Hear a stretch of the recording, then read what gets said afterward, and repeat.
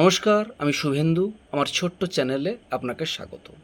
বকেয়া ডিএ নিয়ে অত্যন্ত গুরুত্বপূর্ণ একটি আপডেট। চলতি মাসের তৃতীয় সপ্তাহে সুপ্রিম কোর্টের বকেয়া ডিএ মামলার শুনানি হতে পারে। সেখানে রাজ্য সরকারি অনুদানপ্রাপ্ত গ্র্যান্ট ইন এইড প্রতিষ্ঠানগুলোর স্কুল, কলেজ, পুরসভা, পঞ্চায়েত, স্বয়ংশাসিত সংস্থা, অবসরপ্রাপ্ত কর্মী, শিক্ষক, পেনশন প্রাপকদের পঞ্চম বেতন কমিশনের বকেয়া ডিএ এখনও একেবারেই না পাওয়ার বিষয়টি তুলতে চাইছে মামলাকারী মূল সংগঠন।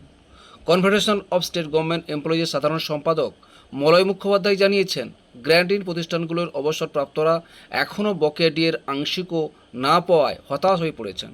তাছাড়া বকেয়া ডিএ যারা পেয়েছেন তাদের সর্বভারতীয় মূল্য সূচকের ভিত্তিতে তা দেওয়া হয়নি। এই বিষয়টিও সর্বোচ্চ আদালতের নজরে আনা হবে।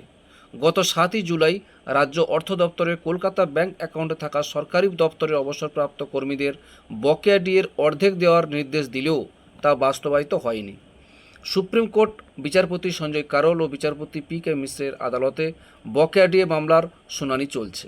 22শে জুলাই পরবর্তী শুনানির নির্ধারিত দিন থাকলেও তা কয়েকদিন এদিক ওদিক হতে পারে বলে মামলাকারী সংগঠন জানতে পেরেছে। বকেয়া ডিএদের বিষয়টি তত্ত্বাবধানের জন্য বেশ কয়েক মাস আগে সুপ্রিম কোর্টের নির্দেশে ইন্দু মালহোত্রার নির্দেশে একটি বিশেষ কমিটি গঠিত হয়। ওই কমিটির কাজ নিয়েও মামলাকারী সংগঠন খুব একটা সন্তুষ্ট নয়।